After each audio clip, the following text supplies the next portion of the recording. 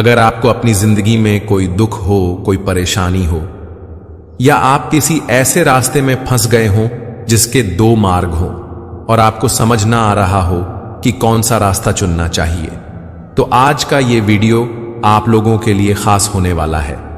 हमारे जीवन में अक्सर ऐसे क्षण आते हैं जब हम दुविधा में होते हैं और सही समय पर सही निर्णय नहीं ले पाते। ऐसे में श्रीमद् भगवद गीता में मनुष्य के जीवन की हर समस्या का हल छुपा है। भगवद गीता का उपदेश सुनते ही आपकी सारी परेशानियां एकदम से हल हो जाएंगी और आप बहुत शांत महसूस करेंगे। कहते हैं गीता को पढ़ लेने से या सुन लेने से आपके सारे जन्मों के पाप इसी जन्म में खत्म हो जाते हैं। भगवद गीता में कुल 18 अध्याय और 700 श्लोक हैं, जिसे हर किसी के लिए पढ़ पाना थोड़ा मुश्किल है। इसलिए आज के इस बेहद ही खास वीडियो में हम संपूर्ण गीता सार के बारे में बात करने वाले हैं, जिन्हें जानकर आप श्रीमद् भगवद गीता का सही मतलब समझ पाएंगे। मित्रों, आपसे अनुरोध है कि इस वीडियो को पूरा अंत तक जरूर सुनें, क्योंकि मित्रों, अधूरा ज्ञान किसी काम का नहीं होता। तो चलिए मित्रों, सुनते हैं भगवद गीता के महान उपदेशों को।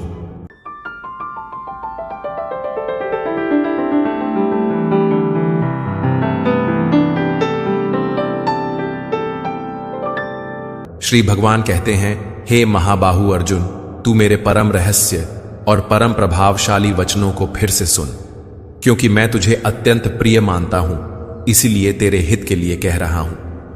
मित्रों, भगवान श्री कृष्ण अपने परम रहस्य एवं परम प्रभावशाली वचनों को फिर से क्यों कह रहे हैं? मित्रों, परीक्षा से पहले, अभ्यास के समय हर बात एक बार में समझ आ जाए, ये जरूरी नहीं। बार बार एक ही बात को सुनकर उसे समझना पड़ता है। और फिर ये तो श्री कृष्ण के वचन हैं, जिनसे बड़ा ज्ञान कोई है ही नहीं, तो इन बातों को तो दोबारा सुनना ही पड़ेगा। जब आप श्री कृष्ण की शरण में आ जाते हैं तो फिर आप उनकी जिम्मेदारी हो जाते हैं। जब तक अर्जुन को समझ नहीं आया तब तक प्रभु ज्ञान देते रहेंगे। हे अर्जुन, मेरे ऐश्वर्य के प्रभाव को न तो कोई देवतागण जानते हैं और न ही कोई महान मुनिगण ही जानते हैं, क्योंकि हे अर्जुन, मैं ही सभी प्रकार से देवताओं और महर्षियों को उत्पन्न करने वाला हूं। मित्रों, श्री कृष्ण समस्त देवताओं और मुनियों के आदि कारण हैं। श्री कृष्ण अजन्मा है, यानी कि जन्म से रहित। श्री कृष्ण अनादि है। अनादि उसको कहते हैं जो आदि रहित हो एवं सबका कारण हो, और जो ये बात जानता है कि श्री कृष्ण ही लोकों का महान ईश्वर तत्व है, वह मनुष्य संपूर्ण पापों से मुक्त हो जाता है और पुनर्जन्म को प्राप्त नहीं होता। मित्रों, श्री कृष्ण यहां पर कुछ अपनी ही बताई बातों को दोहरा रहे हैं, दोबारा बता रहे हैं, ताकि समझने में कोई चूक ना हो। वो चाहते हैं कि हर कोई उनके ईश्वर तत्व को समझे, ये जाने कि आखिर कैसे पूरे संसार में जीव और निर्जीव में श्री कृष्ण की ही छवि है। हे अर्जुन, संशय को मिटाने वाली बुद्धि, मोह से मुक्ति दिलाने वाला ज्ञान, क्षमा का भाव, सत्य का आचरण, इंद्रियों का नियंत्रण, मन की स्थिरता, सुख दुख की अनुभूति, जन्म मृत्यु का कारण, भय अभय की चिंता, अहिंसा का भाव, समानता का भाव, संतुष्ट होने का स्वभाव, तपस्या की शक्ति, दानशीलता का भाव और यश अपयश की प्राप्ति में जो भी कारण होते हैं, यह सभी मनुष्यों के अनेकों प्रकार के भाव मुझसे ही उत्पन्न होते हैं। मित्रों, यानी कि हमारे हर भाव का कारण श्री कृष्ण ही हैं। श्री भगवान कहते हैं, 7 महान ऋषि और उन 7 महान ऋषियों से भी पहले उत्पन्न होने वाले 4 सनकादि कुमारों तथा स्वयंभू मनु आदि, यह सभी मेरे मन की इच्छा शक्ति से उत्पन्न हुए हैं। संसार के सभी लोगों के समस्त जीव इन्हीं की ही संतानें हैं। जो मनुष्य मेरी इस विशेष ऐश्वर्यपूर्ण योग शक्ति को तत्व सहित जानता है, वह स्थिर मन से मेरी भक्ति में स्थित हो जाता है, इसमें किसी भी प्रकार का संदेह नहीं है। भगवान श्री कृष्ण कहते हैं, मैं ही संपूर्ण जगत की उत्पत्ति का कारण हूं और मुझसे ही संपूर्ण जगत की क्रियाशीलता है। इस प्रकार मुझे तत्व से जानकर और मानकर विद्वान मनुष्य अत्यंत भक्तिभाव से मेरा ही निरंतर स्मरण करते हैं। जिन मनुष्यों के चित्त मुझ में स्थिर रहते हैं और जिन्होंने अपना जीवन मुझको ही समर्पित कर दिया है, वह भक्तजन आपस में एक दूसरे को मेरा अनुभव कराते हैं। वह आपस में मेरा ही गुणगान करते हैं। वह भक्तगण आपस में मेरा ही गुणगान करते हुए निरंतर संतुष्ट रहकर मुझ में ही आनंद की प्राप्ति करते हैं। जो सदैव अपने मन को मुझ में स्थित रखते हैं और प्रेम पूर्वक निरंतर मेरा ही स्मरण करते हैं, उन भक्तों को मैं वह बुद्धि प्रदान करता हूं जिससे वह मुझको ही प्राप्त होते हैं। हे पार्थ, उन भक्तों पर विशेष कृपा करने के लिए उनके हृदय में स्थित आत्मा के द्वारा उनके अज्ञान रूपी अंधकार को ज्ञान रूपी दीपक के प्रकाश से दूर करता हूं। मित्रों, जिसने हमारे ऊपर कृपा करनी है वो तो असल में हमारे अंदर ही है, हमारे पास ही है, न काबे में न कैलाश में। हमारे अंदर रह के वो हमारे अंदर के अज्ञान को नष्ट करता है। लेकिन ये सब अपने आप तो हो ही नहीं सकता, कुछ तो चेष्टा हमको भी करनी होगी। सिर्फ सच्चे मन से उसके बारे में सोचना होगा। सच्चे मन से अपना कर्म, अपना कर्तव्य निभाना होगा। अपनी इच्छाओं और मोह को छोड़ना होगा। हमारे ऐसा करने के बाद सारा काम उसी का है। परमेश्वर ना तो हमारे कर्म और ना ही हमारे योग को कभी नष्ट नहीं होने देंगे। इसी तरह से वो हमें मुक्ति देंगे। मित्रों, अर्जुन ने युद्ध छोड़ दिया था। युद्ध के बीचों बीच बैठ उसने लड़ने से मना कर दिया था। इसलिए कृष्ण ने उसे ज्ञान देना शुरू किया था। ऐसा लगता है कि शायद अब उसे श्री कृष्ण का ज्ञान और उनका स्वरूप समझ में आ रहा है। अर्जुन कहते हैं, हे कृष्ण, आप परमेश्वर हैं, आप परब्रह्म हैं, आप परम आश्रयदाता हैं, आप परम शुद्ध चेतना हैं, आप शाश्वत पुरुष हैं, आप दिव्य हैं, आप अजन्मा हैं, आप समस्त देवताओं के भी आदि देव और आप ही सर्वत्र व्याप्त हैं। हे कृष्ण, जो अब आप स्वयं मुझे बता रहे हैं, ये तो सभी ऋषिगण, असित, देवल ऋषि, महर्षि व्यास तथा देवर्षि नारद भी कहते हैं। हे केशव, जो यह सब कुछ आप मुझे बता रहे हैं उसे मैं पूर्ण सत्य रूप से स्वीकार करता हूं। हे प्रभु, आपके स्वरूप को न तो देवतागण और न ही असुरगण जान सकते हैं। हे पुरुषोत्तम, हे संपूर्ण ब्रह्मांड के स्वामी, हे समस्त देवताओं के देव, हे समस्त प्राणियों को उत्पन्न करने वाले, हे सभी प्राणियों के ईश्वर, एकमात्र आप ही अपने आप को जानते हैं, या फिर वह ही आपको जान पाता है, जिसकी अंतरात्मा में प्रकट होकर आप अपना ज्ञान कराते हैं। मित्रों, ज्ञान का मार्ग आसान नहीं है। जो जानना चाहता है वो कभी रुकता नहीं है, उसे और जानना होता है। ऐसा ही अर्जुन के साथ भी हो रहा था। कृष्ण के स्वरूप का ज्ञान अभी अर्जुन के लिए बाकी था। उसका संशय खत्म होना शुरू हुआ था, लेकिन पूरी तरह से खत्म नहीं हुआ। इसीलिए वो श्री कृष्ण से कहते हैं, हे कृष्ण, कृपा करके आप अपने उन अलौकिक ऐश्वर्यपूर्ण स्वरूपों को विस्तार से कहिए, जिसे कहने में केवल आप ही समर्थ हैं, जिन ऐश्वर्यों द्वारा आप इन सभी लोकों में व्याप्त होकर स्थित हैं। अर्जुन अपने सवालों को आगे बढ़ाते हुए पूछ रहा है, हे योगेश्वर, मैं किस प्रकार आपका निरंतर चिंतन करके आपको जान सकता हूं, और मैं आपके ईश्वरीय स्वरूप का किन किन भावों से स्मरण करूं। अर्जुन की इस जिज्ञासा से हमें यह सीखना चाहिए मित्रों, कि जब तक कि ज्ञान पूरा ना मिल जाए हमें रुकना नहीं चाहिए। अर्जुन श्री कृष्ण की योग शक्ति और विभूति के बारे में विस्तार पूर्वक जानना चाहता है। श्री कृष्ण के वचन सुनकर अर्जुन के विषाद से भरे मन को आराम मिल रहा था। वो उनकी बातें और सुनना चाहता था। उसको अभी भी शांति प्राप्त नहीं हुई थी, बल्कि उसकी जिज्ञासा और भी बढ़ गई थी। इसलिए अर्जुन कह रहे हैं, हे जनार्दन, अपनी योग शक्ति और अपने ऐश्वर्यपूर्ण रूपों को भी विस्तार से कहिए, क्योंकि आपके अमृत स्वरूप वचनों को सुनते हुए भी मेरी तृप्ति नहीं हो रही है। श्री भगवान ने कहा, हे कुरुश्रेष्ठ, अब मैं तेरे लिए अपने मुख्य अलौकिक ऐश्वर्यपूर्ण रूपों को कहूंगा, क्योंकि मेरे विस्तार की तो कोई सीमा ही नहीं है। मित्रों, श्री कृष्ण की क्या सीमा है? वो कहां तक जाते हैं? वो हम लोगों के लिए या अर्जुन के लिए, ये जानना संभव है क्या? नहीं, ये संभव नहीं है मित्रों। जो अनादि और अनंत है, यानी कि जिसका कोई आरंभ ही नहीं, जिसका कोई अंत नहीं, उसके विस्तार को कोई कैसे समझ सकता है? हां, लेकिन जरूरी है श्री कृष्ण के स्वरूप को समझना, और वही बात स्वयं श्री कृष्ण समझा रहे हैं। श्री कृष्ण कहते हैं, हे अर्जुन, मैं समस्त प्राणियों के हृदय में स्थित आत्मा हूं। मैं ही सभी प्राणियों की उत्पत्ति का, मैं ही सभी प्राणियों के जीवन का, और मैं ही सभी प्राणियों की मृत्यु का कारण हूं। अदिति ऋषि कश्यप की पत्नी थी। उनके 12 पुत्र थे, जिन्हें देवता भी कहा जाता है। श्री कृष्ण कहते हैं कि अदिति के 12 पुत्रों में वो विष्णु हैं। सभी ज्योतियों में श्री कृष्ण प्रकाशमान सूर्य हैं। श्री कृष्ण सभी मरुतों में मरीचि नामक वायु है, और सभी नक्षत्रों में श्री कृष्ण चंद्रमा है। भगवान श्री कृष्ण कहते हैं, मैं सभी वेदों में सामवेद हूं। मैं सभी देवताओं में स्वर्ग का राजा इंद्र हूं। सभी 5 इंद्रियों में मन हूं, और सभी प्राणियों में चेतना स्वरूप जीवन शक्ति हूं। मित्रों, जब हमारे प्राण निकल जाते हैं, हमारी चेतना चली जाती है, तो समझिए कि हम में से श्री कृष्ण निकल गए। श्री कृष्ण कहते हैं, मैं सभी रुद्रों में शिव हूं। मैं यक्षों तथा राक्षसों में धन का स्वामी कुबेर हूं।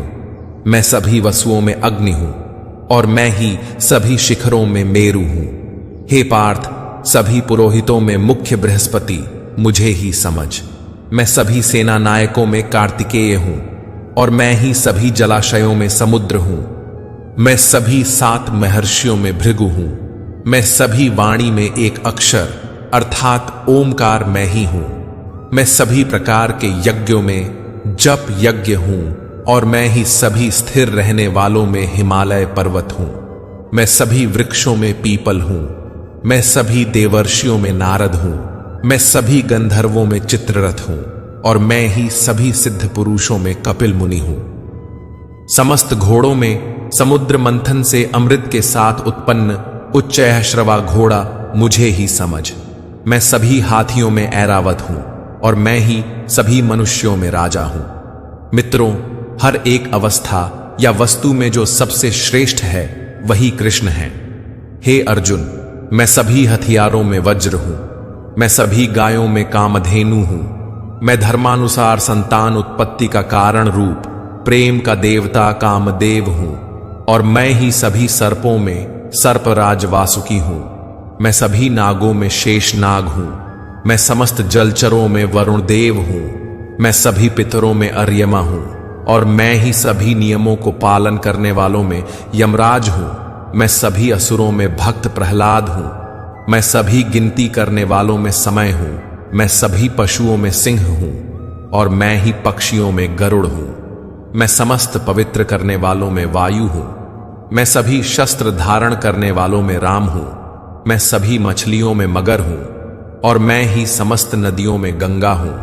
हे अर्जुन, मैं ही समस्त सृष्टियों का आदि मध्य और अंत हूं। मैं सभी विद्याओं में ब्रह्म विद्या हूं, और मैं ही सभी तर्क करने वालों में निर्णायक सत्य हूं। मैं सभी अक्षरों में ओंकार हूं। मैं ही सभी समासों में द्वंद्व हूं। मैं कभी न समाप्त होने वाला समय हूं, और मैं ही सभी को धारण करने वाला विराट स्वरूप हूं। मैं ही सभी को नष्ट करने वाली मृत्यु हूं। मैं ही भविष्य में सभी को उत्पन्न करने वाली सृष्टि हूं। स्त्रियों वाले गुणों में कीर्ति, सौंदर्य, वाणी की मधुरता, स्मरण शक्ति, बुद्धि, धारणा और क्षमा भी मैं ही हूं। मैं सामवेद की गाने वाली श्रुतियों में बृहत साम हूं। मैं छंदों में गायत्री छंद हूं। मैं महीनों में शीर्ष मार्ग, और मैं ही ऋतुओं में वसंत हूं। मैं छल करने वालों का जुआ हूं। मैं तेजस्वियों का तेज हूं। मैं जीतने वालों की विजय हूं। मैं व्यवसायियों का निश्चय हूं, और मैं ही सत्य बोलने वालों का सत्य हूं। मैं वृष्णिवंशियों में वासुदेव हूं। मैं ही पांडवों में अर्जुन हूं।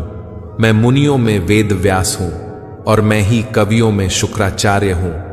मैं दमन करने वालों का दंड हूं, मैं विजय की कामना करने वालों की नीति हूं, मैं रहस्य रखने वालों का मौन हूं और मैं ही ज्ञानियों का ज्ञान हूं। हे अर्जुन, वह बीज भी मैं ही हूं जिनके कारण सभी प्राणियों की उत्पत्ति होती है, क्योंकि संसार में कोई भी ऐसा चर या अचर प्राणी नहीं है जो मेरे बिना अलग रह सके। हे परंतप अर्जुन, मेरी लौकिक और अलौकिक ऐश्वर्यपूर्ण स्वरूपों का अंत नहीं है। मैंने अपने इन ऐश्वर्यों का वर्णन तो तेरे लिए संक्षिप्त रूप से कहा है। जो जो ऐश्वर्ययुक्त, कांतियुक्त और शक्तियुक्त वस्तुएं हैं, उनको तू मेरे तेज के अंश से ही उत्पन्न हुआ समझ। किंतु हे अर्जुन, तुझे इस प्रकार सारे ज्ञान को विस्तार से जानने की आवश्यकता ही क्या है? मैं तो अपने एक अंश मात्र से इस संपूर्ण ब्रह्मांड को धारण करके सर्वत्र स्थित रहता हूं। अर्जुन श्री कृष्ण से कहते हैं कि हे श्री कृष्ण, आपने मुझ पर एक विशेष कृपा की है। आपने मुझे परम गोपनीय आध्यात्मिक विषय ज्ञान दिया है। वेदों और उपनिषदों का पूरा ज्ञान निचोड़कर उसका राज्य अपने मुझे बताया। इसलिए हे प्रभु, मेरा सारा अज्ञान और मोह नष्ट हो गया है। हे कमल नयन, मैंने आपसे समस्त सृष्टि की उत्पत्ति तथा प्रलय और आपकी अविनाशी महिमा का भी वर्णन विस्तार से सुना है। हे परमेश्वर, आपके द्वारा वर्णित जैसा आपका वास्तविक रूप है, मैं वैसा ही देख रहा हूं। किंतु हे पुरुषोत्तम, मैं आपके ऐश्वर्य युक्त रूप का प्रत्यक्ष दर्शन करना चाहता हूं। हे प्रभु, यदि आप उचित मानते हैं कि मैं आपके उस रूप को देखने में समर्थ हूं, तो हे योगेश्वर, आप कृपा करके मुझे अपने उस अविनाशी विश्व रूप में दर्शन दीजिए। श्री भगवान ने कहा, हे पार्थ, अब तू मेरे सैकड़ों, हजारों, अनेक प्रकार के अलौकिक रूपों को और अनेक प्रकार के रंगों वाली आकृतियों को भी देख। हे भरत श्रेष्ठ अर्जुन, तू मुझ में अदिति के 12 पुत्रों को, 8 वसुओं को, 11 रुद्रों को, दोनों अश्विनी कुमारों को, 49 मरुतगणों को देख, और इसके पहले कभी किसी के द्वारा न देखे हुए उन अनेकों आश्चर्यजनक रूपों को भी देख। हे अर्जुन, तू मेरे इस शरीर में एक स्थान में चर अचर सृष्टि सहित संपूर्ण ब्रह्मांड को देख, और अन्य कुछ भी तू देखना चाहता है तो उन्हें भी देख। किंतु हे अर्जुन, तू अपनी इन आंखों की दृष्टि से मेरे इस रूप को देखने में निश्चित रूप से समर्थ नहीं है। इसलिए मैं तुझे अलौकिक दृष्टि देता हूं, जिससे तू मेरी इस ईश्वरीय योग शक्ति को देख सकेगा। मित्रों, ये सारा आंखों देखा हाल संजय धृतराष्ट्र को सुना रहे हैं। संजय को भी दिव्य दृष्टि प्राप्त हुई थी, ताकि वो कुरुक्षेत्र में हो रहे युद्ध का वर्णन दे सके। संजय धृतराष्ट्र से कहते हैं कि हे राजन, इस प्रकार कहकर परम शक्तिशाली योगी भगवान श्री कृष्ण ने अर्जुन को अपना परम ऐश्वर्य युक्त अलौकिक विश्व रूप दिखलाया। संजय कहते हैं, इस विश्व रूप में अनेकों मुंह, अनेकों आंखें, अनेकों आश्चर्यजनक दिव्य आभूषणों से युक्त, अनेकों दिव्य शस्त्रों को उठाए हुए, दिव्य मालाएं, वस्त्र को धारण किए हुए, दिव्य गंध का अनुलेपन किए हुए, सभी प्रकार के आश्चर्यपूर्ण प्रकाश से युक्त, असीम और सभी दिशाओं में मुख किए हुए सर्वव्यापी परमेश्वर को अर्जुन ने देखा। संजय धृतराष्ट्र को बताते हैं कि जैसे ही श्री कृष्ण का विराट रूप सामने आया, तो ऐसा हुआ कि जैसे कि आकाश में 1000 सूर्य एक साथ उदय हो गए हों। मित्रों, 1000 सूर्य जब एक साथ उदय हो तो सोचिए कितना प्रकाश होगा। इतना ही प्रकाश उस समय अर्जुन के सामने था। संजय कहते हैं कि पांडुपुत्र अर्जुन ने उस समय अनेक प्रकार से अलग अलग संपूर्ण ब्रह्मांड के सभी देवताओं को भगवान श्री कृष्ण के उस शरीर में एक स्थान में स्थित देखा। तब आश्चर्यचकित, हर्ष से रोमांचित अर्जुन ने भगवान को सिर झुकाकर प्रणाम करके और हाथ जोड़कर प्रार्थना करते हुए बोला। अर्जुन ने कहा, हे भगवान श्री कृष्ण, मैं आपके शरीर में समस्त देवताओं को तथा अनेकों विशेष प्राणियों को एक साथ देख रहा हूं, और कमल के आसन पर स्थित ब्रह्मा जी को, शिव जी को, समस्त ऋषियों को और दिव्य सर्पों को भी देख रहा हूं। हे विश्वेश्वर, मैं आपके शरीर में अनेकों हाथ, पेट, मुख और आंखें तथा चारों ओर से असंख्य रूपों को देख रहा हूं। हे विश्वरूप, न तो मैं आपका अंत, न मध्य और न आदि को ही देख पा रहा हूं। मैं आपको चारों ओर से मुकुट पहने हुए, गदा धारण किए हुए और चक्र सहित अपार तेज से प्रकाशित देख रहा हूं, और आपके रूप को सभी ओर से अग्नि के समान जलता हुआ, सूर्य के समान चकाचौंध करने वाले प्रकाश को कठिनता से देख पा रहा हूं। हे भगवन, आप ही जानने योग्य पर ब्रह्म परमात्मा हैं। आप ही इस जगत के परम आधार हैं। आप ही अविनाशी सनातन धर्म के पालक हैं, और मेरी समझ से आप ही अविनाशी सनातन पुरुष हैं। आप अनादि हैं, अनंत हैं और मध्य रहित हैं। आपकी महिमा अनंत है। आपकी असंख्य भुजाएं हैं। चंद्र और सूर्य आपकी आंखें हैं। मैं आपके मुख से जलती हुई अग्नि के निकलने वाले तेज के कारण इस संसार को तपते हुए देख रहा हूं। हे महापुरुष, संपूर्ण आकाश से लेकर पृथ्वी तक के बीच केवल आप ही अकेले सभी दिशाओं में व्याप्त हैं, और आपके इस भयंकर आश्चर्यजनक रूप को देखकर तीनों लोक भयभीत हो रहे हैं। अर्जुन आगे कह रहे हैं, हे परमपिता परमेश्वर, सभी देवों के समूह आप में प्रवेश कर रहे हैं। उनमें से कुछ भयभीत होकर हाथ जोड़कर आपका गुणगान कर रहे हैं। महर्षिगण और सिद्धों के समूह कल्याण हो, कल्याण हो, इस प्रकार कहकर उत्तम वैदिक मंत्रों द्वारा आपकी स्तुति कर रहे हैं।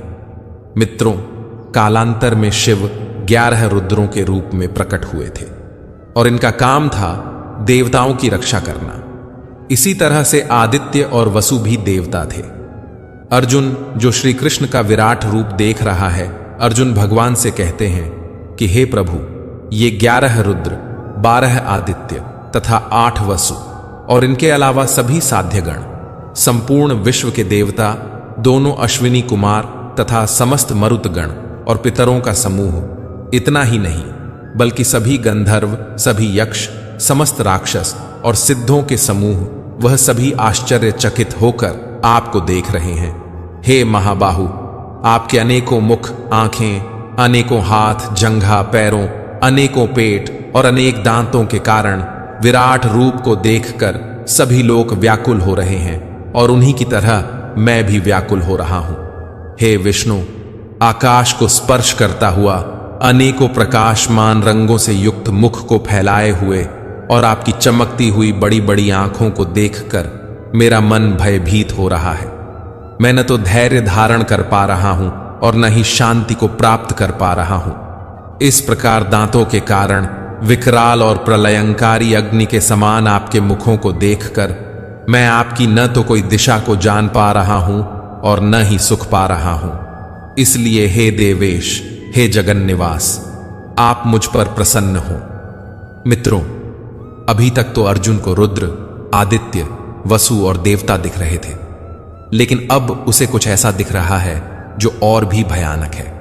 अर्जुन कहते हैं, धृतराष्ट्र के सभी पुत्र अपने समस्त सहायक वीर राजाओं सहित तथा पितामह भीष्म, द्रोणाचार्य, सूतपुत्र कर्ण और हमारे पक्ष के भी प्रधान योद्धा आपके भयानक दांतों वाले विकराल मुख में तेजी से प्रवेश कर रहे हैं, और उनमें से कुछ तो दांतों के दोनों शिरों के बीच में फंसकर चूर्ण होते हुए दिखाई दे रहे हैं। जिस प्रकार नदियों की अनेकों जलधाराएं बड़े वेग से समुद्र की ओर दौड़ती हुई प्रवेश करती हैं, उसी प्रकार मनुष्य लोक के सभी वीर योद्धा भी आपके आग उगलते हुए मुखों में प्रवेश कर रहे हैं। जिस प्रकार पतंगे अपने विनाश के लिए जलती हुई अग्नि में बड़ी तेजी से प्रवेश करते हैं, उसी प्रकार यह सभी लोग भी अपने विनाश के लिए बहुत तेजी से आपके मुखों में प्रवेश कर रहे हैं।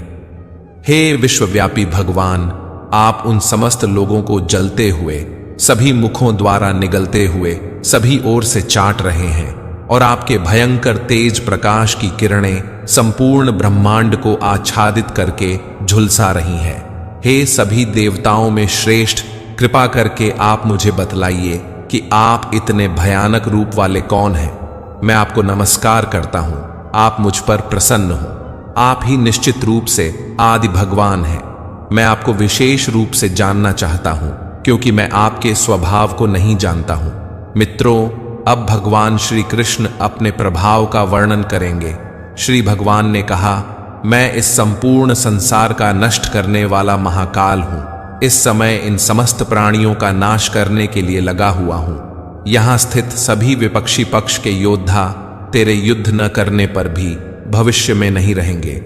हे सव्यसाची, इसलिए तू यश को प्राप्त करने के लिए युद्ध करने के लिए खड़ा हो और शत्रुओं को जीतकर सुख संपन्न राज्य का भोग कर। यह सभी पहले ही मेरे ही द्वारा मारे जा चुके हैं। तू तो युद्ध में केवल निमित्त बनेगा। द्रोण, भीष्म, जयद्रथ, कर्ण और भी अन्य अनेक मेरे द्वारा मारे हुए इन महान योद्धाओं से तू बिना किसी भय से विचलित हुए युद्ध कर। इस युद्ध में तू ही निश्चित रूप से शत्रुओं को जीतेगा।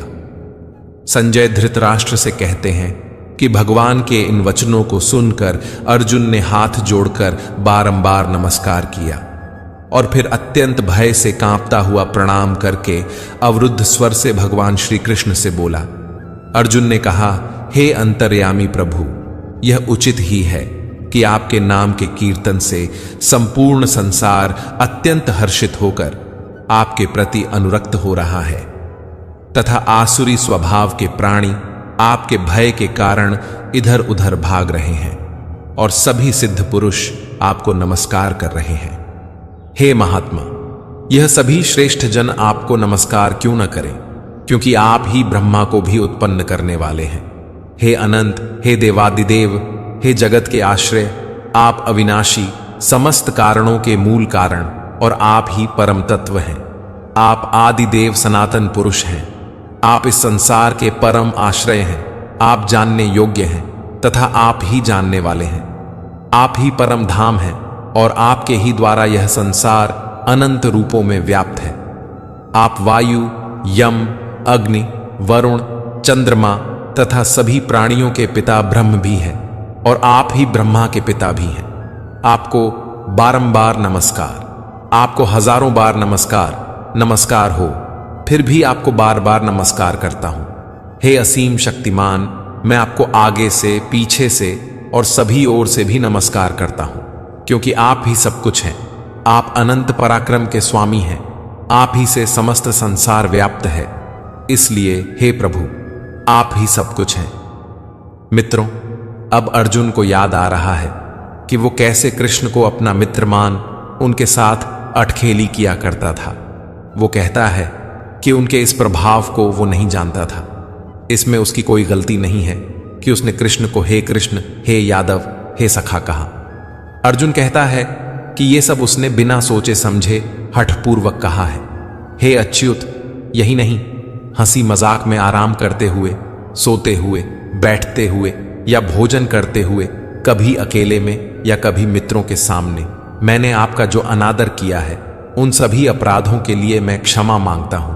हे भगवान, वो सब मूर्खतावश या प्रेमवश कहे गए थे। कृपया मुझे क्षमा करें प्रभु।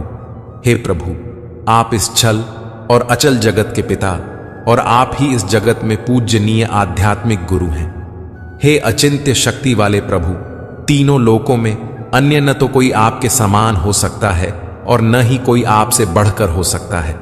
इसलिए मैं समस्त जीवों के पूज्यनीय भगवान के चरणों में गिरकर साष्टांग प्रणाम करके आपकी कृपा के लिए प्रार्थना करता हूं। हे मेरे प्रभु, जिस प्रकार पिता अपने पुत्र के अपराधों को, मित्र अपने मित्र के अपराधों को और प्रेमी अपनी प्रिया के अपराधों को सहन कर लेता है, उसी प्रकार आप मेरे अपराधों को सहन करने की कृपा करें। पहले कभी न देखे गए आपके इस रूप को देखकर मैं हर्षित हो रहा हूं और साथ ही मेरा मन भय के कारण विचलित भी हो रहा है। इसलिए हे देवताओं के स्वामी, हे जगत के आश्रय, आप मुझ पर प्रसन्न होकर अपने पुरुषोत्तम चतुर्भुज विष्णु रूप को मुझे दिखलाइए। हे हजारों भुजाओं वाले विराट स्वरूप भगवान, मैं आपके मुकुट धारण किए हुए और हाथों में शंख, चक्र, गदा और पद्म लिए रूप का दर्शन करना चाहता हूं। कृपा करके आप चतुर्भुज रूप में प्रकट हों। श्री भगवान ने कहा, हे अर्जुन, मैंने प्रसन्न होकर अपनी अंतरंगा शक्ति के प्रभाव से तुझे अपना दिव्य विश्व रूप दिखाया है। मेरे इस तेजोमय अनंत विश्व रूप को तेरे अतिरिक्त अन्य किसी के द्वारा पहले कभी नहीं देखा गया है। हे कुरुश्रेष्ठ, मेरे इस विश्व रूप को मनुष्य लोक में न तो यज्ञों के द्वारा, न वेदों के अध्ययन द्वारा, न दान के द्वारा, न पुण्य कर्मों के द्वारा और न कठिन तपस्या द्वारा ही देखा जाना संभव है। मेरे इस विश्व रूप को तेरे अतिरिक्त अन्य किसी के द्वारा पहले कभी नहीं देखा गया है। हे मेरे परम भक्त, तू मेरे इस विकराल रूप को देखकर न तो अधिक विचलित हो और न ही मोहग्रस्त हो। अब तू फिर से सभी चिंताओं से मुक्त होकर प्रसन्न चित्त से मेरे इस चतुर्भुज रूप को देख। संजय धृतराष्ट्र से कहते हैं, वासुदेव भगवान श्री कृष्ण ने अर्जुन से इस प्रकार कहने के बाद अपना विष्णु स्वरूप चतुर्भुज रूप को प्रकट किया और फिर 2 भुजाओं वाले मनुष्य स्वरूप को प्रदर्शित करके भयभीत अर्जुन को धैर्य बंधाया। अर्जुन ने कहा, हे जनार्दन, आपके इस अत्यंत सुंदर मनुष्य रूप को देखकर अब मैं स्थिर चित्त हो गया हूं और अपनी स्वाभाविक स्थिति को प्राप्त हो गया हूं। श्री भगवान ने कहा, मेरा जो चतुर्भुज रूप तुमने देखा है उसे देख पाना अत्यंत दुर्लभ है। देवता भी इस शाश्वत रूप के दर्शन की आकांक्षा करते रहते हैं। मेरे इस चतुर्भुज रूप को, जिसको तेरे द्वारा देखा गया है, इस रूप को न वेदों के अध्ययन से, न तपस्या से, न दान से और न यज्ञ से ही देखा जाना संभव है। हे परंतप अर्जुन, केवल अनन्य भक्ति के द्वारा ही मेरा साक्षात दर्शन किया जा सकता है, मेरे वास्तविक स्वरूप को जाना जा सकता है और इसी विधि से मुझ में प्रवेश भी पाया जा सकता है। हे पांडुपुत्र, जो मनुष्य केवल मेरी शरण होकर मेरे ही लिए संपूर्ण कर्तव्य कर्मों को करता है, मेरी भक्ति में स्थित रहता है, सभी कामनाओं से मुक्त रहता है और समस्त प्राणियों से मैत्री भाव रखता है, वह मनुष्य निश्चित रूप से मुझे ही प्राप्त करता है। अर्जुन भगवान श्री कृष्ण से पूछते हैं, हे भगवान, जो विधि आपने बताई है उसी विधि के अनुसार अनन्य भक्ति से आपकी शरण होकर कुछ लोग आपके सगुण साकार रूप की निरंतर पूजा आराधना करते हैं। अन्य लोग जो आपकी शरण न होकर अपने भरोसे आपके निर्गुण निराकार रूप की पूजा आराधना करते हैं। इन दोनों प्रकार के योगियों में किसे अधिक पूर्ण सिद्ध योगी माना जाए? श्री भगवान ने कहा, हे अर्जुन, जो मनुष्य मुझ में अपने मन को स्थिर करके निरंतर मेरे सगुण साकार रूप की पूजा में लगे रहते हैं और अत्यंत श्रद्धा पूर्वक मेरे दिव्य स्वरूप की आराधना करते हैं, वह मेरे द्वारा योगियों में अधिक पूर्ण सिद्ध योगी माने जाते हैं। लेकिन जो मनुष्य मन बुद्धि के चिंतन से परे परमात्मा के अविनाशी, सर्वव्यापी, अकल्पनीय, निराकार, अचल स्थित स्वरूप की उपासना करते हैं, वह मनुष्य भी अपनी सभी इंद्रियों को वश में करके सभी परिस्थितियों में समान भाव से और सभी प्राणियों के हित में लगे रहकर मुझे ही प्राप्त होते हैं। अव्यक्त निराकार स्वरूप के प्रति आसक्त मन वाले मनुष्यों को परमात्मा की प्राप्ति अत्यधिक कष्टपूर्ण होती है, क्योंकि जब तक शरीर द्वारा कर्तापन का भाव रहता है तब तक अव्यक्त परमात्मा की प्राप्ति दुखप्रद होती है। परंतु हे अर्जुन, जो मनुष्य अपने सभी कर्मों को मुझे अर्पित करके मेरी शरण होकर अनन्य भाव से भक्ति योग में स्थित होकर निरंतर मेरा चिंतन करते हुए मेरी आराधना करते हैं, मुझ में स्थिर मन वाले उन मनुष्यों का मैं जन्म मृत्यु रूपी संसार सागर से अति शीघ्र ही उद्धार कर देता हूं।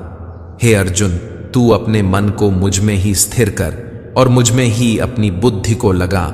इस प्रकार तू निश्चित रूप से मुझ में ही सदैव निवास करेगा, इसमें किसी प्रकार का संदेह नहीं है। हे अर्जुन, यदि तू अपने मन को मुझ में स्थिर नहीं कर सकता है तो भक्ति योग के अभ्यास द्वारा मुझे प्राप्त करने की इच्छा उत्पन्न कर। यदि तू भक्ति योग का अभ्यास भी नहीं कर सकता है तो केवल मेरे लिए कर्म करने का प्रयत्न कर। इस प्रकार तू मेरे लिए कर्मों को करता हुआ मेरी प्राप्ति रूपी परम सिद्धि को ही प्राप्त करेगा। यदि तू मेरे लिए कर्म भी नहीं कर सकता है तो मुझ पर आश्रित होकर सभी कर्मों के फलों का त्याग करके समर्पण के साथ आत्मस्थित महापुरुष की शरण ग्रहण करो। उनकी प्रेरणा से कर्म अपने आप ही होने लगेगा। बिना समझे मन को स्थिर करने के अभ्यास से ज्ञान का अनुशीलन करना श्रेष्ठ है। ज्ञान से ध्यान श्रेष्ठ समझा जाता है और ध्यान से सभी कर्मों के फलों का त्याग श्रेष्ठ है, क्योंकि ऐसे त्याग से शीघ्र ही परम शांति की प्राप्ति होती है। अर्जुन पूछते हैं कि हे प्रभु, भक्ति में स्थित मनुष्य के क्या क्या लक्षण हैं? श्री भगवान बोले कि हे अर्जुन, जो मनुष्य किसी से द्वेष नहीं करता है, सभी प्राणियों के प्रति मित्र भाव रखता है, सभी जीवों के प्रति दया भाव रखने वाला होता है तथा ममता से मुक्त, मिथ्या अहंकार से मुक्त, सुख और दुख को समान समझने वाला और सभी के अपराधों को क्षमा करने वाला है, ऐसे लक्षण उन मनुष्यों के हैं जो मेरी भक्ति में स्थित हैं। जो मनुष्य निरंतर भक्ति भाव में स्थिर रहकर सदैव प्रसन्न रहता है, दृढ़ निश्चय के साथ मन सहित इंद्रियों को वश किए रहता है और मन एवं बुद्धि को मुझे अर्पित किए हुए रहता है, ऐसा भक्त मुझे प्रिय होता है। जो मनुष्य न तो किसी के मन को विचलित करता है और न ही अन्य किसी के द्वारा विचलित होता है, जो हर्ष, संताप और भय चिंताओं से मुक्त है, ऐसा भक्त भी मुझे प्रिय होता है। जो मनुष्य किसी भी प्रकार की इच्छा नहीं करता है, जो शुद्ध मन से मेरी आराधना में स्थित है, जो सभी कष्टों के प्रति उदासीन रहता है और जो सभी कर्मों को मुझे अर्पण करता है, ऐसा भक्त मुझे प्रिय होता है।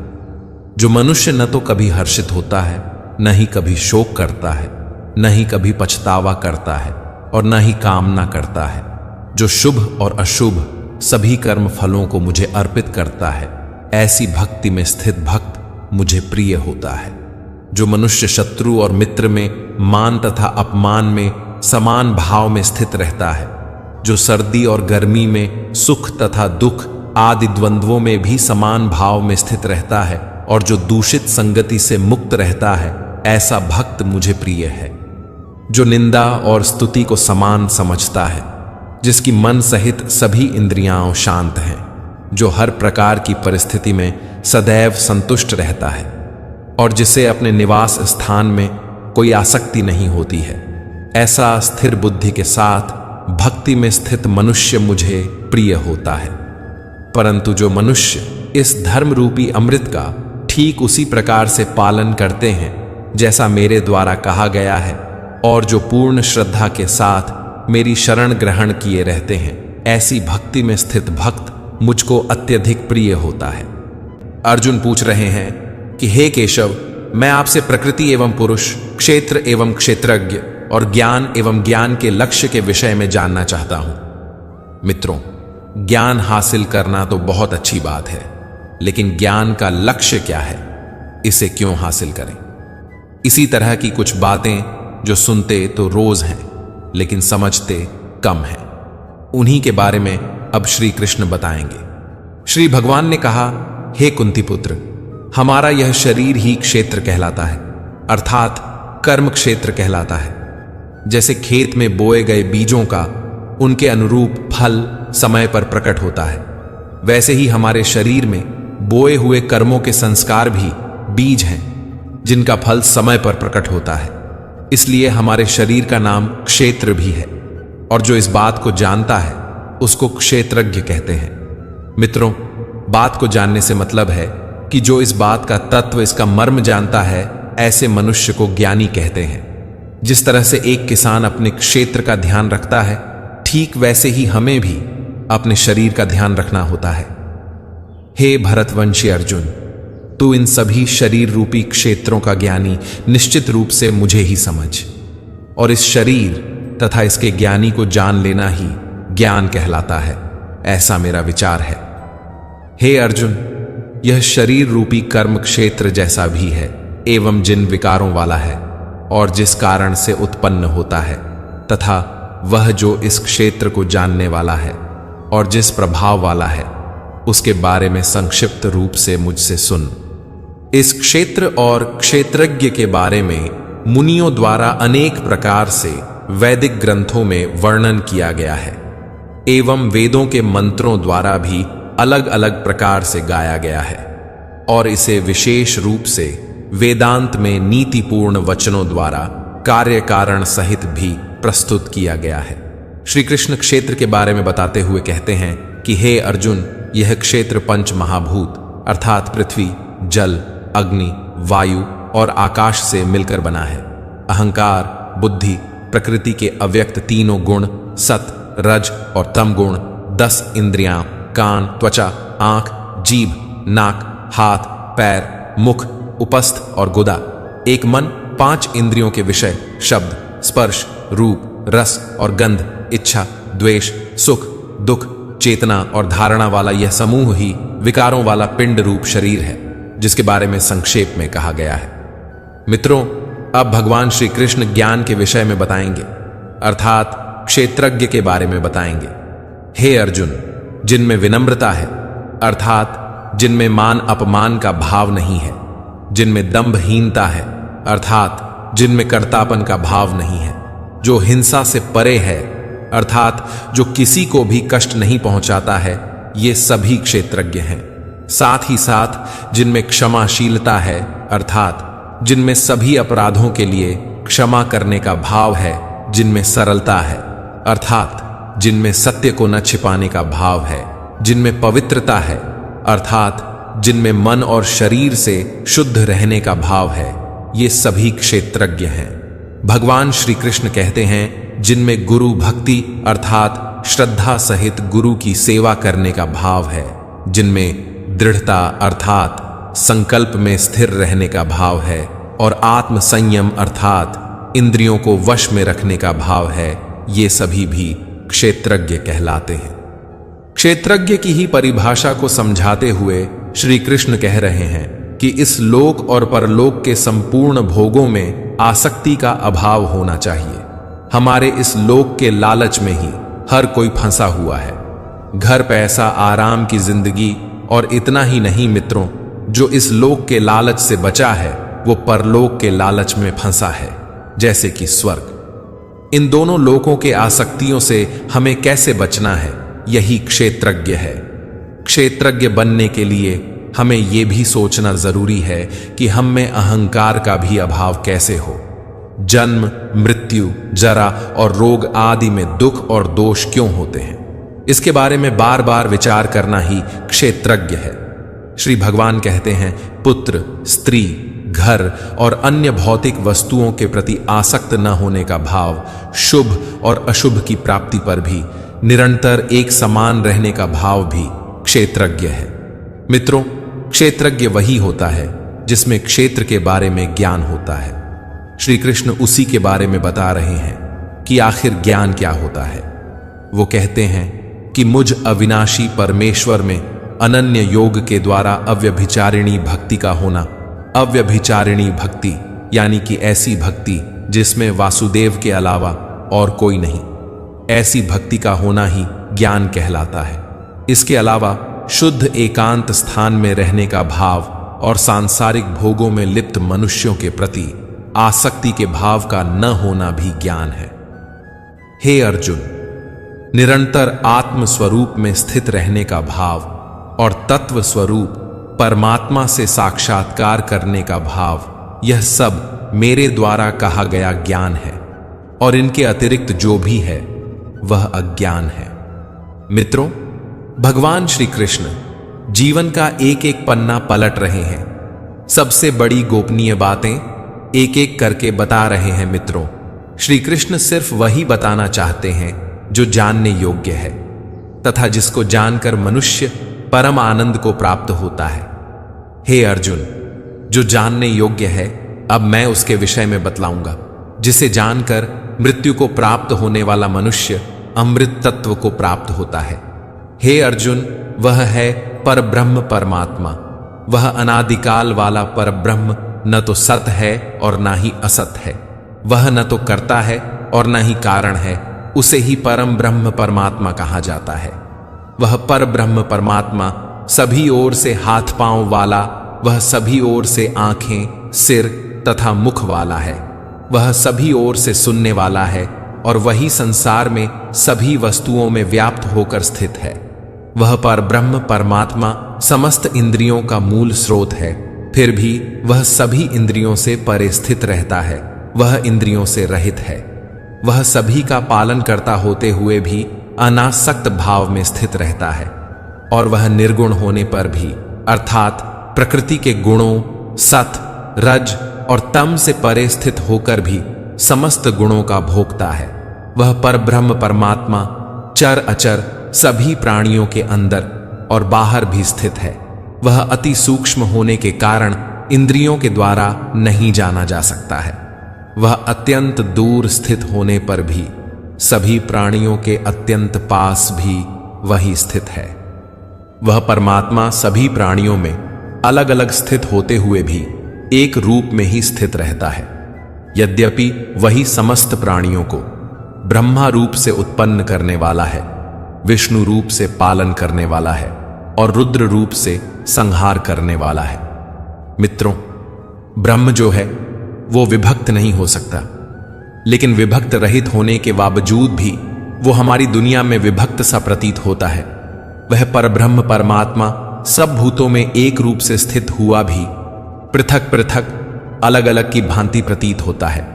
ब्रह्मा, विष्णु और महेश की त्रिमूर्ति को समझाते हुए श्री कृष्ण कहते हैं कि परमात्मा विष्णु रूप से भूतों को धारण पोषण करने वाला और रुद्र रूप से संहार करने वाला तथा ब्रह्मा रूप से सबको उत्पन्न करने वाला है। वह परब्रह्म परमात्मा सभी प्रकाशित होने वाली वस्तुओं के प्रकाश का मूल स्रोत होते हुए भी अंधकार से परे स्थित रहता है। वही ज्ञान स्वरूप आत्मा है, वही जानने योग्य परमात्मा है, वही ज्ञान स्वरूप आत्मा द्वारा प्राप्त करने वाला लक्ष्य है और वही सभी के हृदय में विशेष रूप से स्थित रहता है। श्री कृष्ण कहते हैं कि हे अर्जुन, इस प्रकार कर्म क्षेत्र अर्थात शरीर, ज्ञान स्वरूप अर्थात आत्मा और जानने योग्य अर्थात परमात्मा के स्वरूप का संक्षेप में वर्णन किया गया है। मेरे भक्त यह सब तत्व से जानकर मेरे स्वरूप को प्राप्त होते हैं। भगवान श्री कृष्ण कहते हैं कि हे अर्जुन, प्रकृति और पुरुष इन दोनों को ही तू अनादि जान। मित्रों, प्रकृति अर्थात भौतिक जड़ प्रकृति एवं पुरुष अर्थात परमात्मा, यानी कि प्रकृति और पुरुष दोनों ही हमेशा से हैं, सनातन हैं, और साथ में हमारे अंदर जो राग द्वेषादि विकार हैं वो भी प्रकृति से ही उत्पन्न होते हैं। किसी के लिए प्रेम या द्वेष जैसे भाव इसी प्रकृति में से आते हैं, और सात्विक, राजसिक और तामसिक तीन गुणों से बने जो पदार्थ होते हैं वो भी इसी प्रकृति से ही उत्पन्न होते हैं। मित्रों, कार्य और करण को समझिए। कार्य यानी 5 महाभूत आकाश, वायु, अग्नि, जल और पृथ्वी तथा शब्द, स्पर्श, रूप, रस और गंध। करण यानी बुद्धि, अहंकार और मन तथा श्रोत्र, त्वचा, नेत्र, रसना और घ्राण एवं वाक, इसके अलावा हस्त, पाद, उपस्थ और गुदा। मित्रों, कार्य और करण दोनों प्रकृति से ही उत्पन्न होते हैं। इन्हीं कार्य और करण की वजह से पैदा होते हैं सुख और दुख। इन सुख और दुख को भोगने वाले को कहते हैं पुरुष। इस परिभाषा से आपको पुरुष और प्रकृति को समझने में आसानी होगी। मित्रों, जिसके द्वारा कार्य उत्पन्न किए जाते हैं और जिसके द्वारा कार्य संपन्न किए जाते हैं उसे ही भौतिक प्रकृति कहा जाता है, और प्राणी सुख तथा दुख के भोग का कारण कहा जाता है। भौतिक प्रकृति में स्थित होने के कारण ही प्राणी प्रकृति के तीनों गुणों से उत्पन्न पदार्थों को भोगता है, और प्रकृति के गुणों की संगति के कारण ही जीव उत्तम और अधम योनियों में जन्म को प्राप्त होता रहता है।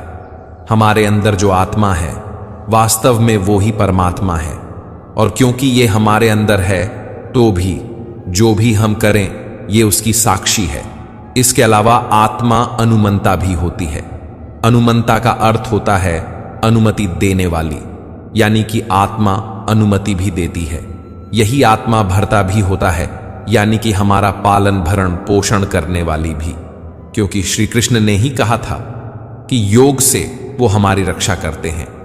मतलब आत्मा हमें और हमारी योग को बचाती भी है, और आत्मा भोक्ता भी होती है मित्रों, यानी कि भोग भी करती है। जब हमारी साधना बढ़ती है, सूक्ष्म होती है, तो आत्मा हमारा यज्ञ और तप ग्रहण करती है, और जब आत्मा हमारी साधना ग्रहण करती है तो वो परमात्मा से मिल जाती है।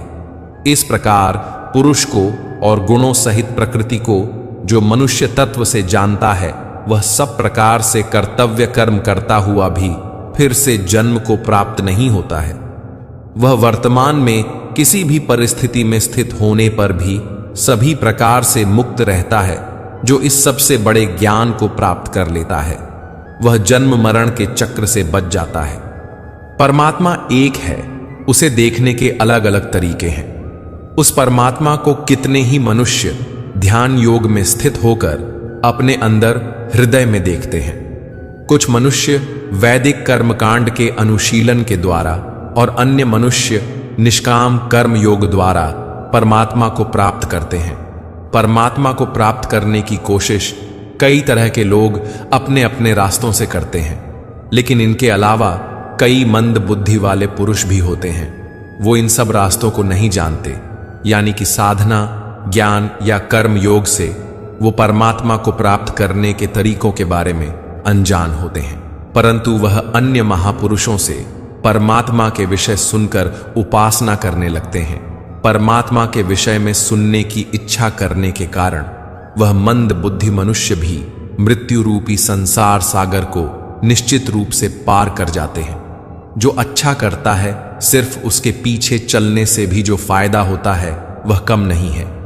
इसीलिए कहते हैं मित्रों कि संगत अच्छी रखनी चाहिए।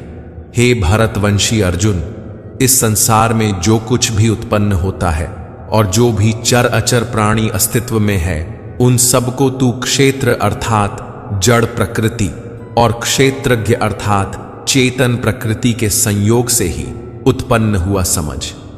मित्रों, जो क्षणभंगुर है उसको तो नष्ट होना ही है, और जो पुरुष नष्ट होते हुए जीव या निर्जीव में परमात्मा को देखता है, जो मनुष्य समस्त नाशवान शरीरों में अविनाशी आत्मा के साथ अविनाशी परमात्मा को समान भाव से स्थित देखता है, वही वास्तविक सत्य को यथार्थ रूप में देखता है। असलियत सिर्फ वही देखता है मित्रों, जो जानता है कि क्या सच्चाई है और क्या मिथ्या। ये दुनिया जिसमें हम जीते हैं, इतना धन जमा कर ऐसे जीते हैं जैसे कभी मरना ही नहीं। ये सब तो मिथ्या है मित्रों, लेकिन हम में से ज्यादातर ऐसे ही रहते हैं जैसे कभी नष्ट होना ही नहीं, जैसे हम अमर हैं। मित्रों, ये सच्चाई नहीं, ये मिथ्या है। जिसको हर किसी प्राणी में, हर किसी वस्तु में परमेश्वर दिखे, जो हर किसी को संभव से देखे, वही ज्ञानी है। हम में से ज्यादातर लोग अपने शरीर को ही सबसे बड़ी सच्चाई मानकर एक झूठी दुनिया में जीते रहते हैं, इस दुनिया में फंसे रहते हैं। और फिर एक दिन आत्मा हमारे शरीर में से निकल जाती है और हमारा ये शरीर नष्ट हो जाता है। उसके बाद कोई दूसरी योनि, कोई दूसरा शरीर मिलता है। अज्ञानी का ये क्रम आना जाना लगा ही रहता है मित्रों। जो जितना बड़ा अज्ञानी होता है वो उतने जन्म बर्बाद करता है, लेकिन ज्ञानी जन सब में परमेश्वर को समान देखते हुए अपने जीवन को नष्ट नहीं करता, इसीलिए वो परम गति को प्राप्त होता है। इसलिए भगवान श्री कृष्ण कहते हैं कि जो मनुष्य सभी चर अचर प्राणियों में समान भाव से एक परमात्मा को समान रूप से स्थित देखता है, वह अपने मन के द्वारा अपने आप को कभी नष्ट नहीं करता है। इस प्रकार वह मेरे परम धाम को प्राप्त करता है। 3 गुणों से बनी हुई माया ही प्रकृति है। हमारे सारे कर्म मन, शरीर और वाणी के द्वारा ही किए जाते हैं, और इन कर्मों के पीछे प्रकृति ही होती है। जो ज्ञानी होता है वो ये जानता है कि इन कर्मों के पीछे कर्ता प्रकृति है, आत्मा नहीं। हमसे हमारे कर्म हमारी प्रकृति करवाती है, आत्मा नहीं मित्रों। ये बात सिर्फ ज्ञानी ही समझता है, और इसलिए सिर्फ वो ही यथार्थ को देखता है। बाकी सब अज्ञानी सच्चाई नहीं मिथ्या देखते हैं, और क्योंकि वो मिथ्या देखते हैं तो दुनियादारी में लगे रहते हैं और कर्मों के बंधन में बंध के एक के बाद एक दूसरे जन्म में आते और जाते रहते हैं। इसीलिए मित्रों, भगवान श्री कृष्ण कहते हैं कि जो मनुष्य समस्त कार्यों को सभी प्रकार से प्रकृति के द्वारा ही संपन्न होते हुए देखता है और आत्मा को अकर्ता देखता है, वही यथार्थ रूप से देखता है और वही ज्ञानी है। जिस क्षण में मनुष्य सभी प्राणियों के अलग अलग भावों में एक परमात्मा को ही स्थित देखता है और उस एक परमात्मा से ही समस्त प्राणियों का विस्तार देखता है, तब वह परमात्मा को ही प्राप्त होता है। दुनिया में जो भी कुछ होता है उसके पीछे कुछ न कुछ कारण होता है। बारिश का होना, दिन और रात का होना, सब कुछ कारण की वजह से है।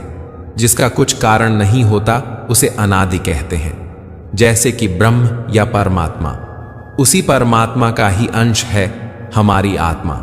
आत्मा अनादि भी है और निर्गुण भी। इसलिए भगवान श्री कृष्ण कहते हैं कि हे कुंती पुत्र अर्जुन, यह अविनाशी आत्मा आदि रहित और प्रकृति के गुणों से परे होने के कारण शरीर में स्थित होते हुए भी न तो कुछ करता है और न ही कर्म उससे लिप्त होते हैं। जिस प्रकार सभी जगह व्याप्त आकाश अपनी सूक्ष्म प्रकृति के कारण किसी वस्तु से लिप्त नहीं होता, उसी प्रकार शरीर में सभी जगह स्थित आत्मा भी शरीरों के कार्यों से कभी लिप्त नहीं होता है। कहने का तात्पर्य है मित्रों कि जैसे आकाश, अग्नि, वायु, जल और पृथ्वी में सब जगह संभव से व्याप्त होते हुए भी उनके गुण दोषों से किसी तरह भी लिप्त नहीं होता, वैसे ही आत्मा भी इस शरीर में सब जगह व्याप्त होते हुए भी अत्यंत सूक्ष्म होने के कारण बुद्धि, मन, इंद्रिय और शरीर के गुण दोषों से लिप्त नहीं होता है।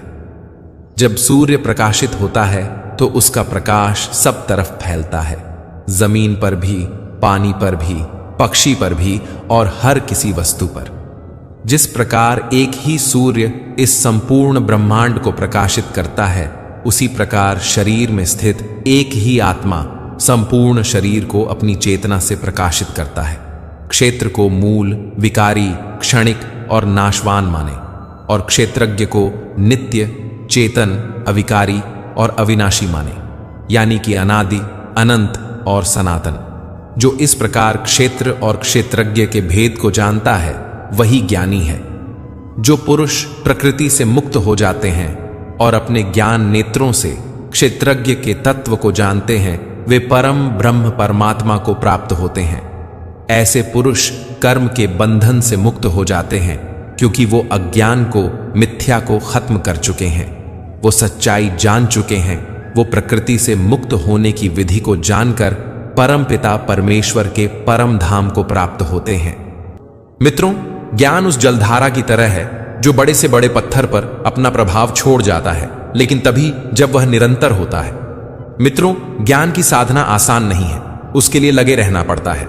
ऐसा ही भगवान श्री कृष्ण कह रहे हैं। श्री भगवान ने कहा, हे अर्जुन, समस्त ज्ञानों में भी सर्वश्रेष्ठ इस परम ज्ञान को मैं तेरे लिए फिर से कहता हूं, जिसे जानकर सभी संत मुनियों ने इस संसार से मुक्त होकर परम सिद्धि को प्राप्त किया है। मित्रों, कार चलती है, लेकिन यह पता नहीं होता कि कहां जाना है। इसका ज्ञान उस ड्राइवर को ही होता है जो उसे चला रहा होता है। अगर आप चाहते हैं कि आप में और बिना ज्ञान के काम करने वाले में फर्क हो, तो ज्ञान हासिल करने की कोशिश करिए।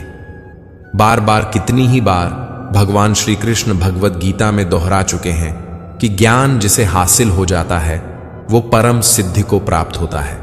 वह जन्म मरण के चक्कर से बच जाता है। मृत्यु लोक में उसे नहीं आना पड़ता है। इस बात को अगर इतनी बार भगवान श्री कृष्ण ने कहा है तो स्वाभाविक ही है कि यह सबसे बड़ी बात है। अपने इस ज्ञान के बारे में बताते हुए भगवान श्री कृष्ण कह रहे हैं कि हे अर्जुन, इस ज्ञान में स्थिर होकर वह मनुष्य मेरे जैसे स्वभाव को ही प्राप्त होता है। वह जीव न तो सृष्टि के प्रारंभ में फिर से उत्पन्न ही होता है और न ही प्रलय के समय कभी व्याकुल होता है। ये जो प्रकृति है, इसे ही योनि मानना चाहिए, यानी कि माता। भगवान श्री कृष्ण कहते हैं कि हे भरतवंशी अर्जुन, मेरी यह 8 तत्वों वाली जड़ प्रकृति, जल, अग्नि, वायु, पृथ्वी, आकाश, मन, बुद्धि और अहंकार ही समस्त वस्तुओं को उत्पन्न करने वाली माता है। और मैं ही ब्रह्म रूप में चेतन रूपी बीज को स्थापित करता हूं इस जड़ चेतन के संयोग से ही सभी चर अचर प्राणियों का जन्म संभव होता है। मित्रों, अगर हमसे हमारी चेतना छीन ली जाए तो हम निर्जीव हो जाएंगे। जीवित और मृत में यही फर्क होता है। भगवान श्री कृष्ण कह रहे हैं कि जो भी प्राणी होता है उनको धारण करने वाली जड़ प्रकृति ही माता है और कृष्ण ब्रह्म यानी कि ये आत्मा रूपी बीज को स्थापित करने वाला पिता। मित्रों, प्राणी का जन्म माता और पिता से ही संभव है। जो शरीर है बिना प्राण के वह जड़ प्रकृति है, और जब उस शरीर में प्राण आ जाते हैं वह तभी संभव होता है जब उसमें आत्मा आती है, और वो आत्मा डालने वाले पिता श्री कृष्ण ही हैं। इसलिए भगवान श्री कृष्ण कह रहे हैं कि हे अर्जुन, नाना प्रकार की सभी योनियों में जितने भी शरीरधारी प्राणी उत्पन्न होते हैं, प्रकृति उन सब की गर्भ धारण करने वाली माता है और मैं बीज को स्थापना करने वाला पिता हूं। चेतना आत्मा जड़ प्रकृति से कैसे बंधती है उसके बारे में अब भगवान श्री कृष्ण बता रहे हैं। प्रकृति गुण 3 तरह के होते हैं, सात्विक गुण, राजसिक गुण और तामसिक गुण। यह तीनों गुण भौतिक प्रकृति से ही उत्पन्न होते हैं। प्रकृति से उत्पन्न तीनों गुणों के कारण ही अविनाशी जीवात्मा शरीर में बंध जाती है। इन 3 गुणों के कारण ही हमारी अविनाशी आत्मा हमारी विनाशी शरीर से बंध जाती है। हमारा शरीर विनाशी है, यानी कि यह नष्ट हो जाने वाला है मित्रों, लेकिन आत्मा का नाश नहीं होता। आत्मा और शरीर में यही संबंध है।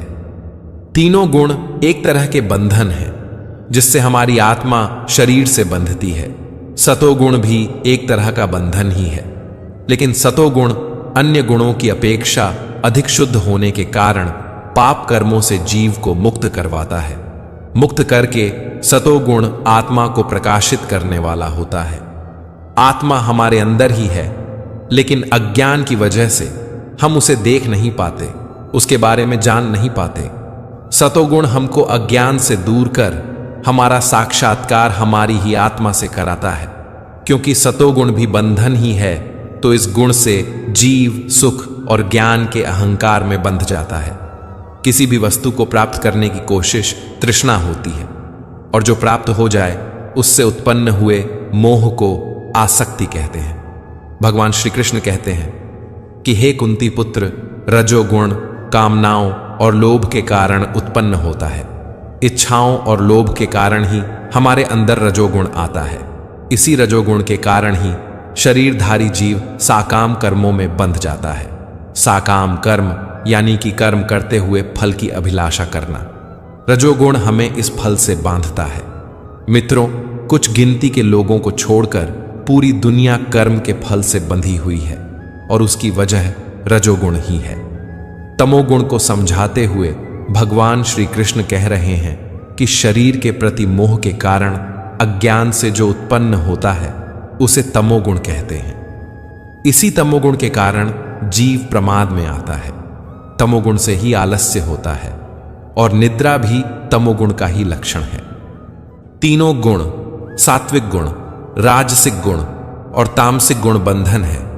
सतोगुण मनुष्य को सुख में बांधता है। वो प्राणी को शाश्वत सत्य को ढूंढने के लिए प्रेरित करता है, जबकि रजोगुण मनुष्य को साकाम कर्म में बांधता है।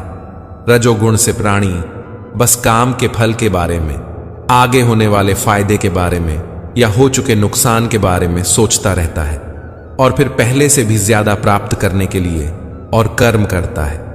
लेकिन कर्म के लिए कर्म नहीं, बल्कि फल के लिए कर्म करता है। और तमोगुण मनुष्य के ज्ञान को ढंक कर प्रमाद में बांधता है। पागलपन की स्थिति या फिर नशे की हालत ही प्रमाद होती है मित्रों। लेकिन हे भरतवंशी अर्जुन, रजोगुण और तमोगुण के घटने पर सतोगुण बढ़ता है। सतोगुण और रजोगुण के घटने पर तमोगुण बढ़ता है। इसी प्रकार तमोगुण और सतोगुण के घटने पर रजोगुण बढ़ता है। हर गुण बाकी दोनों को दबाकर खुद को बढ़ाने की कोशिश करता है। मित्रों, जब भी आप कुछ सोच रहे हैं, कुछ काम कर रहे हैं या करने जा रहे हैं, तो सोचने की कोशिश कर सकते हैं कि उस समय आप पर कौन सा गुण प्रभावी हो रहा है। किस समय आप पर कौन सा गुण प्रभावी है, उसको जानने का तरीका बताते हुए भगवान श्री कृष्ण कहते हैं कि जिस समय शरीर के सभी 9 द्वारों में ज्ञान का प्रकाश उत्पन्न होता है, उस समय सतोगुण विशेष बुद्धि को प्राप्त होता है। मित्रों, हमारे शरीर में 9 द्वार है, 2 आंखें, 2 कान, 2 नथुने, मुख, गुदा और उपस्थ। इन्हीं 9 द्वारों से हम इस दुनिया के समक्ष होते हैं। ये सारे दरवाजे बाहर की दुनिया की तरफ खुलते हैं। जब इन 9 द्वारों में ज्ञान का प्रकाश आने लगता है, तब ये मान लीजिए कि रजोगुण और तमोगुण को घटाकर सतोगुण बढ़ रहा है। हे भरतवंशियों में श्रेष्ठ अर्जुन, जब लोभ और फल की इच्छा से कार्य करने की प्रवृत्ति जागृत होती है और जब मन की चंचलता के कारण विषय भोगों को भोगने की अनियंत्रित इच्छा बढ़ने लगती है, तब ऐसा समझना चाहिए कि रजोगुण प्रभावी हो रहा है। हे कुरुवंशी अर्जुन, जब कोई हाथ पर हाथ रख बैठे रहने में ही आनंद पाता है, अपने अज्ञान में खुश रहता है, पागलपन की हालत में आ जाता है या किसी भी मोह की वजह से अपना काम करना छोड़ देता है, तो इसका अर्थ है कि उसमें तमोगुण बढ़ रहा है। तमोगुण को अत्यंत अविवेक कहा जाता है। विवेक यानी कि सही गलत के बीच में चुनाव करने की क्षमता। जब यह क्षमता एकदम ही खत्म हो जाती है, जब उस प्राणी को समझ ही नहीं आता कि वो जो कर रहा है वो एकदम गलत है और वो बस करता ही चला जाता है, तो समझ लीजिए कि वो तमोगुण के वश में है। मित्रों, मरते समय हिसाब किताब होता है।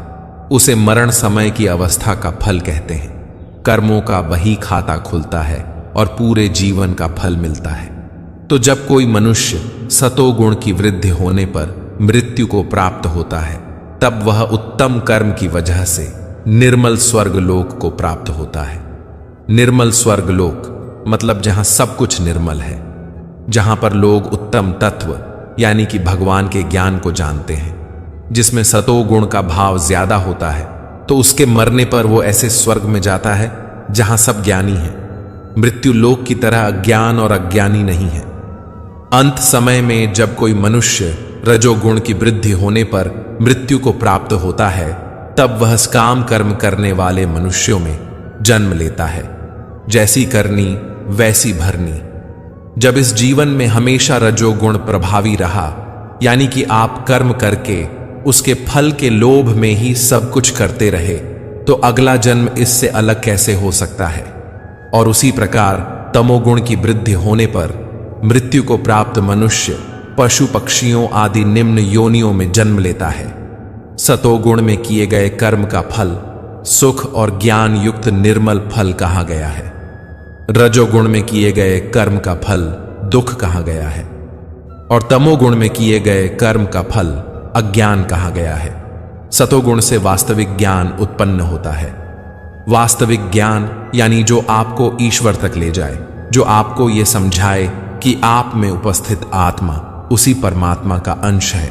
यह हमारे अंदर अज्ञान की परत हटने के बाद ही संभव होता है। रजोगुण से निश्चित रूप से लोभ ही उत्पन्न होता है। लोभ कभी न खत्म होने वाली हालत होती है। आपको लगता है कि बस इतना हो जाए और उसके बाद आप रुक जाएंगे, परंतु लोभ हमें कभी भी रुकने नहीं देता है मित्रों। और तमोगुण से निश्चित रूप से प्रमाद, मोह, अज्ञान ही उत्पन्न होता है। इसीलिए तमोगुण तीनों में सबसे बुरी अवस्था होती है। सत, रज और तम तीनों गुण हमें किसी न किसी योनि में भेजते हैं। तीनों गुण बंधन है। सतोगुण में स्थित जीव स्वर्ग के उच्च लोकों को जाता है। स्वर्ग के उच्च लोक यानी कि जहां ज्ञान होता है, ज्ञानी होते हैं, जहां दुख नहीं होता। रजोगुण में स्थित जीव मध्य में पृथ्वी लोक में ही रह जाते हैं, यानी कि उनका फिर से जन्म होता है और वो वापस से मनुष्य योनि में आते हैं। और तमोगुण में स्थित जीव पशु आदि नीच योनियों में नरक को जाते हैं।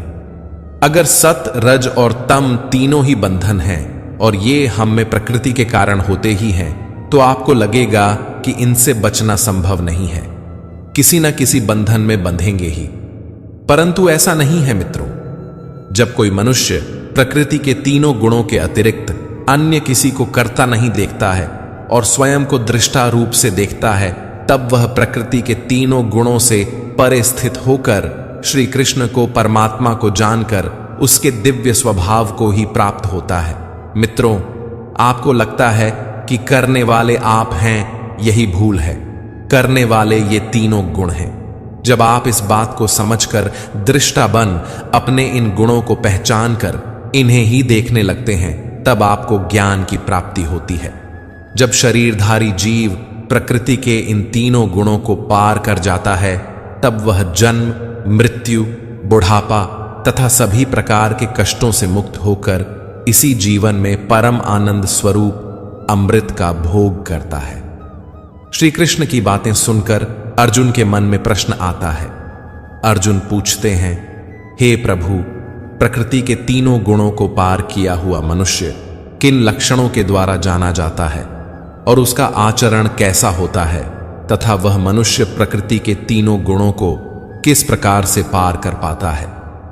ऐसा क्या करना पड़ता है कि जिससे वो तीनों बंधनों से छूट जाए?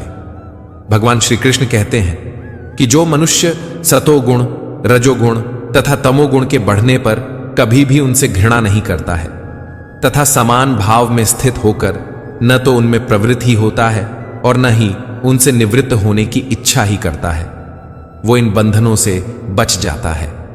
ईश्वरीय ज्ञान रूपी प्रकाश होता है सतोगुण, कर्म करने में आसक्ति होती है रजोगुण तथा मोह रूपी अज्ञान को कहते हैं तमोगुण। जो इन तीनों से घृणा ना कर, ना इनसे द्वेष रखता है, ना तो वो इन गुणों में रुचि दिखाकर इनमें शामिल होने की कोशिश करता है और ना ही इन गुणों से निवृत्त होने की कोशिश करता है। इन गुणों को पहचान कर इनके बंधन से छूटना है, ना कि इनसे घृणा करनी है। जो उदासीन भाव में स्थित रहकर किसी भी गुण के आने जाने से विचलित नहीं होता है और गुणों को ही कार्य करते हुए जानकर एक ही भाव में स्थिर रहता है, वो इन गुणों से छूट जाता है। मित्रों, कर्ता आप नहीं बल्कि आपके ये गुण हैं। एक उदासीन की तरह आपको इनका दृष्टा बनना है, ना तो इन गुणों में रुचि रखनी है और ना ही इनसे घृणा करनी है। जो सुख और दुख में समान भाव में स्थित रहता है, जो अपने आत्म भाव में स्थित रहता है, जो मिट्टी, पत्थर और स्वर्ण को एक समान समझता है, जिसके लिए न तो कोई प्रिय होता है और न ही कोई अप्रिय होता है, तथा जो निंदा और स्तुति में अपना धीरज नहीं खोता है, वैसा मनुष्य इन तीनों गुणों के बंधन से छूट जाता है। प्रकृति के तीन गुणों सत, रज और तम से पार पाना आसान नहीं है। अर्जुन ने सवाल किया था कि जो इनसे पार पाता है उसके क्या लक्षण होते हैं। उसी का उत्तर देते हुए श्री कृष्ण बता रहे हैं कि जो मान और अपमान को एक समान समझता है, जो मित्र और शत्रु के पक्ष में समान भाव में रहता है तथा जिसमें सभी कर्मों को करते हुए भी कर्तापन का भाव नहीं होता है, ऐसे मनुष्य को प्रकृति के गुणों से अतीत कहा जाता है।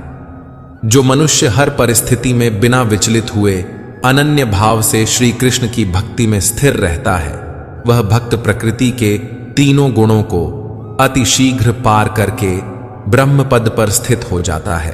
भगवान श्री कृष्ण अपने रूप को बताते हुए कहते हैं कि हे अर्जुन, उस अविनाशी ब्रह्म पद का मैं ही अमृत स्वरूप, शाश्वत स्वरूप, धर्म स्वरूप और परम आनंद स्वरूप एकमात्र आश्रय हूं। मित्रों, अगर आपको हमारा ये वीडियो पसंद आया तो कमेंट में जय श्री राधे कृष्ण लिखें और ऐसे ही प्रेरणादायक वीडियो देखने के लिए हमारे चैनल को सब्सक्राइब कर लें। जय श्री राधे कृष्ण।